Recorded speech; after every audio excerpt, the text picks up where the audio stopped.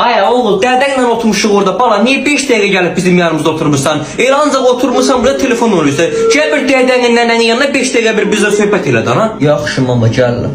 Oy boy, gör kim gəlir ha. Oğul, valla səndən adam olası deyil. Bala, axırın səbər havaq əlində bir çörək bir evdən içəri girmişsən. Havaq baxıram otaqdan ancaq yatırsan, çıxırsan kulancaq ora bura gəlirsən. Sənin bu evə havaq xeyrində yer. Bir dəfə də bir adam oldu, nə bir adam olduğunu görə. Bala, get bir iş tap. Ancaq ye, iş yap, ye, iş yap. Bundan başqa işlə bilmirsən.